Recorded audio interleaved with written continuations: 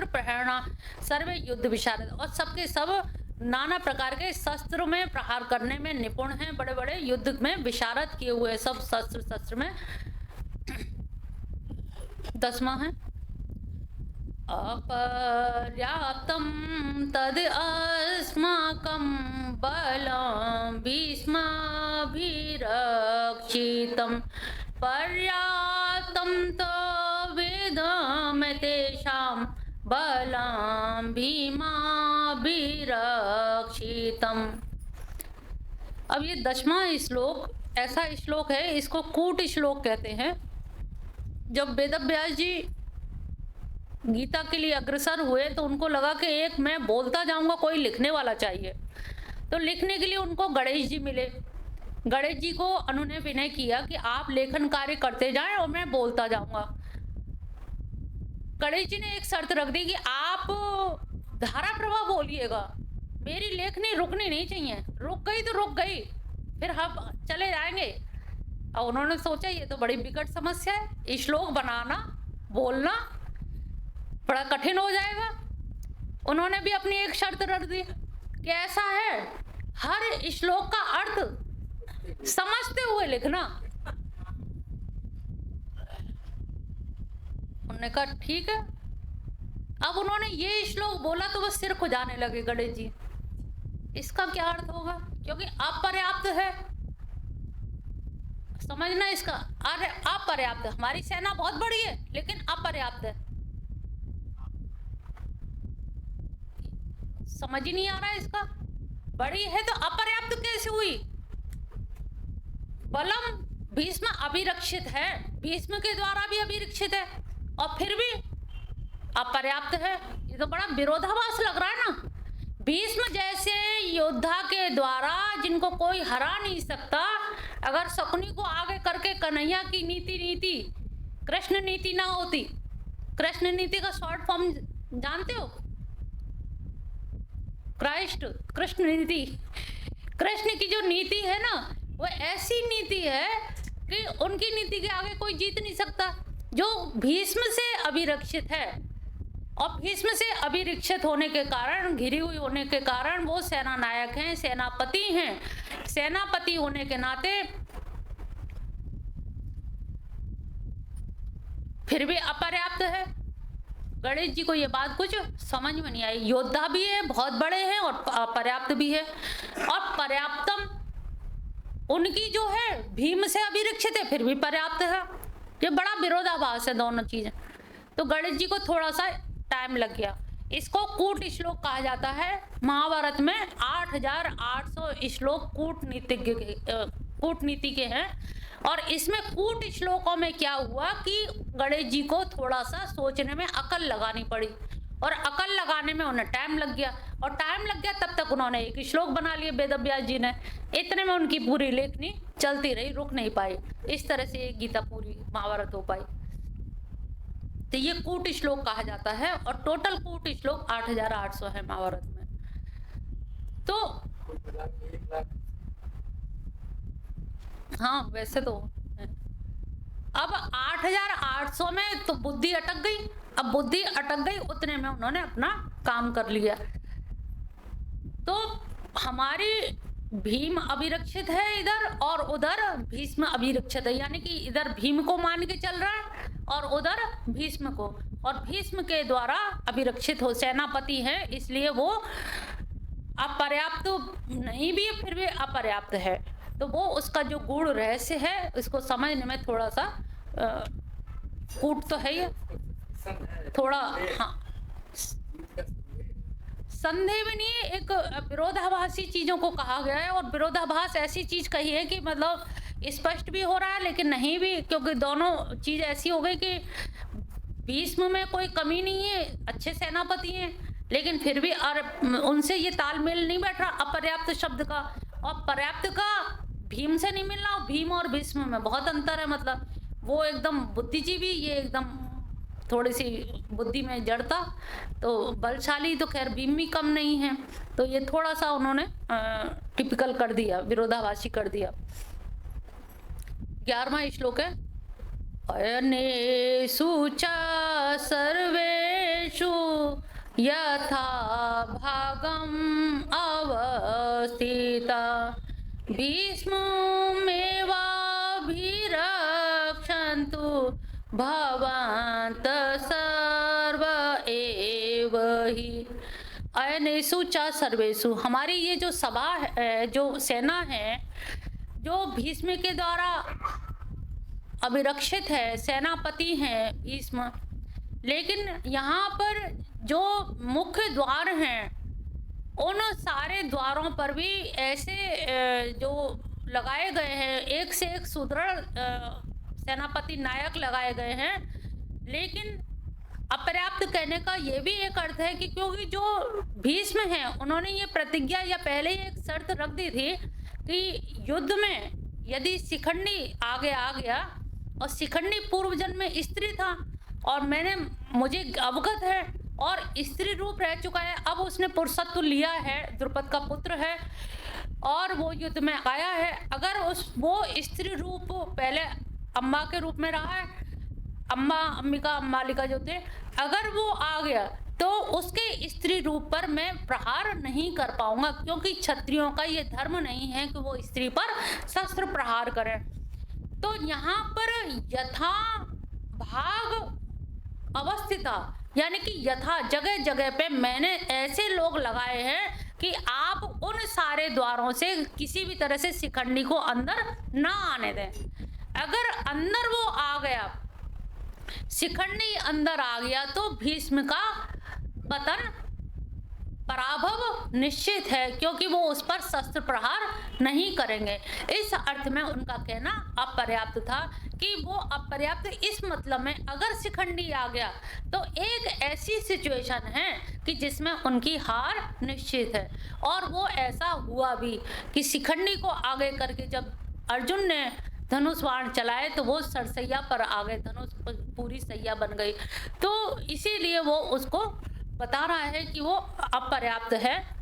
भीष्म मेवा भी रक्षन्तु भवंत, आप ही उसके सर्वे सर्वा आप ही के द्वारा और भीष्म के द्वारा पूरी सेना अभी रक्षित है, रक्षित की जा रही है। चारों ओर से सब यथा स्थान मैंने लगा भी दिए हैं। फिर भी 12वां श्लोक है, तस्य संजानय हर्षं कुरु वृद्ध पितामहं सिंहनादं विनद्य शंखं दद्मौ प्रतापवान्। अब द्रोणाचार्य के पास जहाँ ये गया है दुर्योधन, द्रोणाचार्य के जस्ट बगल में ही भीष्म पितामह खड़े हैं। अब इसकी घबराहट भीष्म पितामह देख रहे हैं कि द्रोणाचार्य से कह रहा है, और वो समझ सब रहे हैं कि ये बालक है, इसमें अभी बुद्धि तो है नहीं है, लेकिन घबरा के कुछ का कुछ बोले जा रहा है।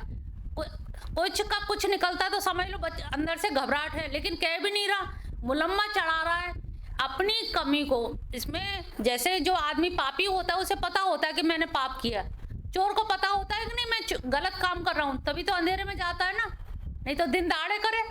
उसको पता है कि चोरी करना पाप है, तभी तो छुप के जाता है, तैयारी से जाता है। तो उसको मालूम है कि मैंने पाप किया है, अनाचार किया है, किसी का हक मारा है, किसी की जमीन मारी है, बंटवारा मैंने नहीं किया, मैंने युद्ध के लिए ललकारा है। वो लोग तो नहीं चाह रहे थे, संधि प्रस्ताव भी आया था, ये युद्ध की घोषणा मेरी ओर से ही हो रही है। चाहता तो मैं भी शांति की स्थापित कर सकता था, मैंने ही नहीं चाहा।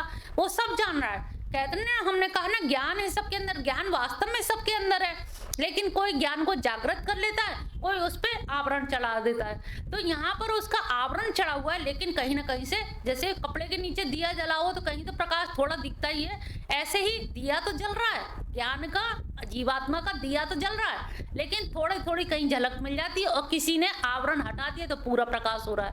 तो यहाँ पर दुर्योधन के अंतस्थल में, अंतः मनस में भी ऐसे ही प्रकाश मालूम है कि मैंने गलत किया है, मैं पापी हूँ, मैंने अनर्थ किया है, अपने भाइयों का हिस्सा मारा है, इसीलिए उसके अंदर हीन भावना है। और ये भी है कि मैं कुछ गलत करने जा रहा हूँ, हो सकता है मेरी जीत ना भी हो, और उधर कृष्ण है, और कृष्ण जहाँ होते हैं वहाँ जीत होती है, इसलिए हो सकता है मेरी जीत ना भी हो, लेकिन वो द्रोणाचार्य को, अपने गुरु को संभालने में लगा हुआ है। और भीष्म पितामह से अभी कुछ नहीं कहा, जबकि बगल में ही खड़े हैं। भीष्म पितामह समझ रहे हैं, वो समझ रहा है कि ये तो अपने घर के, ये कहाँ जाएंगे। द्रोणाचार्य जा सकते हैं क्योंकि ये गुरु हैं और इन्होंने अर्जुन को पारंगत किया है और सर्वोत्कृष्ट पारंगत किया है। एकलव्य का अंगूठा तक ले लिया अर्जुन के लिए। अगर हो सकता है ये कहीं पलायन ना कर जाए, अर्जुन के पक्ष में ना चले जाए, और अर्जुन के पक्ष में चलेगा तो भीष्म पितामह अकेले रह जाएंगे, कहीं वो भी ना खिसक जाए, क्योंकि अर्जुन सबको प्रिय है। और अर्जुन सबको प्रिय, कहीं ये खिसक गए तो मेरी तो पूरी डामाडोल हो जाएगी। नैया नाविकी है ये तो, मजदार के खिवैया, यही चले गए तो फिर क्या होगा। तो पहले तो उसने द्रोणाचार्य को, आचार्य को प्रसन्न किया। तो आचार्य को जब प्रसन्न कर रहा है तो भीष्म पितामह समझ रहे हैं कि ये बड़ा नादान बालक है और नादानी के मारे उल्टी सीधी बातें कर रहा है और अपनी कमियों को छुपाते हुए मुलम्मा चढ़ा के अपने आप को बड़ा वीर बहादुर सिद्ध करने में लग रहा है। पर्याप्त की जगह अपर्याप्त कह रहा है, अपर्याप्त को पर्याप्त बता रहा है। इसकी कोई वाणी पता नहीं लग रहा है, जैसे बच्चा तोतली भाषा बोलता है। उन्होंने कहा चलो छोड़ो, इसकी कोई बात नहीं। उन्होंने क्या किया, तब से उसकी बातों को देखते हुए उन्होंने तुरंत कुरु वृद्ध पितामह, कुरु वंश के जो वृद्ध पितामह थे भीष्म पितामह, उन्होंने शंख निनाद कर दिया। इससे इसका कम से कम जो मनोबल डिप्रेशन में जा रहा है, दिल बैठा जा रहा है, कहीं ऐसा ना हो कि कहीं एकदम ही दिल बैठ जाए। क्योंकि दिल बैठना यानी कि डिप्रेशन होना या हतोत्साहित होना, ये उत्साह सब जगह जरूरत होती, नाचने और युद्ध में ही जरूरत नहीं है, उत्साह हर काम के लिए जरूरत पड़ता है। उत्साह की, मनोबल की जरूरत हर जगह होती है। और यहाँ पर उत्साह के लिए भगवान, इन्होंने भीष्म पितामह ने जो शंख बजाया इसीलिए कि इसका मनोबल ना गिरे, इसका उत्साह बना रहे। और मनोबल की इतनी जरूरत होती है, जैसे जब शल्य मामा को इसने खुश कर लिया और वो प्रसन्न हो गए तो उन्होंने कर्ण का सारथित्व स्वीकार कर लिया, कर्ण के सारथी बन गए। तो कृष्ण भगवान ने एक ही बात कहा उनसे कि मामा आप उनके पक्ष में चले तो गए हो, उनके पक्ष में तुम चले तो गए हो, एक काम करना। कहले क्या? कहले बने रहो उनके पक्ष में।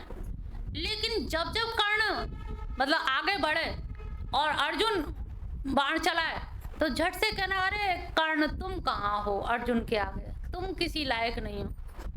कहाँ अर्जुन, कहाँ तुम, उसके नैया के खिवैया कन्हैया, तुम्हारा कौन है?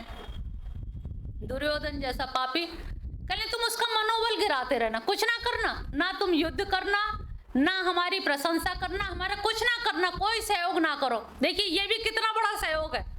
ये सहयोग ज्यादा है कि मनोबल गिरा दो, हमारी कुछ प्रशंसा नहीं करना, उसी कहना अरे कहाँ वो और कहाँ तुम। अब ये तो इतना वृहद रूप है, अरे कहाँ वो, अरे कहाँ तुम, इतना ही बहुत है समझदार के लिए। तो कृष्ण का केवल मनोबल गिराना, क्योंकि खेल मनोबल का ही होता है, समझ लो हर जगह, चाहे दाम्पत्य जीवन हो, चाहे संसार का हो या जगत का हो, चाहे भक्ति का हो या ज्ञान का, मनोबल का ही सारा खेल है। मन से ही आदमी टूटता है, मन से ही जीता है, सब कुछ मन से ही हारे हार है, मन की जीते जीत है। तो इसी तरह से यहाँ पर भीष्म पितामह ने देखा कि ये तो बालक है, अपने ही कुल का, अब इसके पक्ष में हम खड़े हैं तो निभाना तो पड़ेगा ही। जब स्वीकार कर लिया तो निभाना है। जब सेना जब तैयार हो गई तो युधिष्ठिर उनसे वरदान ले, पैर छूने गए, स्पर्श करने गए पितामह के, भीष्म पितामह के। जब चरण स्पर्श किए तो उन्होंने कहा विजयी भव। युधिष्ठिर ने ऊपर देखा, विजयी भव, तो आप इधर से क्यों लड़ रहे हैं? विजयी हम होंगे तो यहाँ क्यों लड़ रहे हो? उन्होंने कहा बेटा हमने इसका नमक खाया है, इसके राज्य के वैभव सुख को हमने कैश कराया है, हमने सुख भोगा है, राजपाट की इसकी जो सुविधाएं थी उनका हमने भोग किया है, अर्थ भी लिया है और काम भी, हमने कामनाएं पूर्ण की है, अर्थ के लोभी हैं हम और द्रोणाचार्य, हम अर्थ के कामी हैं, अर्थ लोभी हैं, इसलिए हम उन्हें उसका नमक खाया है, इसलिए उसकी सी बजानी पड़ रही है। और आज भी कहते हैं जिसका नमक खाया है, नमक खाने की निभानी पड़ती है, इसलिए नमक सोच विचार के खाना। प्रसाद का इंतजाम करो। तो जहां जब उन्होंने कहा कि नहीं हम मतलब अर्थ के कामी हैं, तो वही उन्होंने कहा कि भीष्म पितामह ने कि मैंने जब इनका तो वो ले ही लिया है, जब मैंने इनका जिम्मेदारी ले ही ली है, दायित्व ले ही लिया है, तो उन्होंने शंख निनाद कर दिया, शंख बजाया कि इसका मनोबल बना रहे कहीं, क्योंकि ये तो टूटा जा रहा है बिल्कुल ही।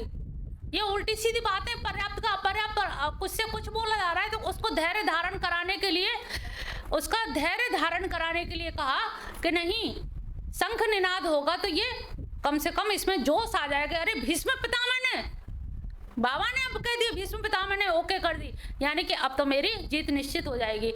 शंखनाद विनोद शंखम दद्मम प्रतामान। तो उन्होंने वो इतना, जब वो उस शंख को बजाया तो धीरे धीरे और भी संजयन हर्ष से, मतलब सब और भी सारे के सारे, और जब शंख बजा और भी उनका हर्ष और उत्साह और वो चीज देखी तो उसको भी थोड़ा सा मनोबल मिला कि अरे भीष्म पितामह तो अपने साथ ही हैं। जो उसकी स्थिति डावाडोल हो रही थी, तो जो सब ओर से भीष्म की सुरक्षा को लेकर के जो कर रहा था कि कैसे भी कहीं ऐसा ना हो कि इनकी सुरक्षा में कहीं कोई हो, तो उन्होंने अपनी सुरक्षा भी मेंटेन करते हुए कि मैं निश्चित हूँ, मेरी तरफ कोई परेशानी नहीं है, और हर्ष के साथ में उन्होंने शंखनाद किया। इससे उनका थोड़ा सा मनोबल बढ़ा, और मनोबल बढ़ा तो अब देखिए हमारे कन्हैया क्या करते हैं। 13वां श्लोक है, तत शंखाश भैरस पड़वान गोमुख से सेवाभ्ययन्हन्यन्त सदस्तु मूलो भवत। अब देखिए, तभी जैसे ही शंख बजा, उसके साथ ही साथ शंख के साथ साथ नगाड़े, ढोल, मृदंग, नरसिंगा आदि सारे सहब यानी अचानक ही सब बज उठे। जैसे खड़े बात कर रहे हैं और एकदम से सारे बज उठे, तो लगा रहे ये क्या हुआ, एकदम शंख बजा दिया बिना किसी उसके, लग नहीं रहा था अभी बजेगा, एकदम से शंख बजा दिया, नगाड़े, ढोल सब चीज एकदम से बज गए। तो ये सहसा कैसे एकदम से बड़ा भयंकर शब्द हुआ। जब सारे के सारे एक साथ बजेंगे तो भयंकर शब्द तो हो गई, और इतना भयंकर शब्द हुआ कि सभी एकदम से चौंक गए, ये हुआ क्या, ये ऐसा कैसे हो गया एकदम से। अभी तो बात ही कर रहे थे, दुर्योधन अभी तो बात ही कर रहा था, कहाँ कैसे क्या हो रहा है, बातचीत चल रही थी, और एकदम से सारे ढोल, नगाड़े, नरसिंगा सब बज गए। बड़ा आश्चर्य हुआ। अब दूसरी सेना तो थी, तो वो कैसे चुप बैठती, भगवान जी तो सारथित्व तो निभा रहे थे, तो वो सारथी बन के कहाँ रहने वाले। जब एक तरफ से शंख सुना तो 14वां श्लोक है, तता श्वेत हर्रे युक्ते मैति सेंदन स्थितौ माधवा पांडवा शिव दिव्यो शंखो प्रदद्मतु। तब उसके बाद श्वेत हर्रे युक्ते, अब यहाँ पर उनके घोड़ों का भी वर्णन दिया गया। श्वेत गंधर्व चित्ररथ थे, तो वहाँ उन्होंने प्रसन्न होकर के अर्जुन को 100 घोड़े दिए थे, और 100 घोड़े में से ये था कि कोई भी मरेगा नहीं, 4 के 4 लगे थे तो 4 ही रहेंगे, उन्हें कहीं वो स्वर्ग तक में जाने की वो रखते थे क्षमता, सामर्थ्य, तो ऐसे घोड़े उनको दिए। अब यहाँ पर क्या, माधव और पांडव, यहाँ पर माधव शब्द लिया। देखिए, शुरुआत कृष्ण का नाम लिया है तो अपने माधव का ही नाम पहले आया है। माधव, माँ यानी कि लक्ष्मी के जो पति हैं वो माधव हैं, और जहाँ लक्ष्मी पति हैं तो माँ विजय श्री तो अपने आप ही होगी। ये इसी उद्देश्य से यहाँ पर नाम लिया गया है माधव का, कि लक्ष्मीपति के विराजमान होते हुए, तो लक्ष्मी के द्वार पे, कहते हैं ना धनवंता के द्वार पे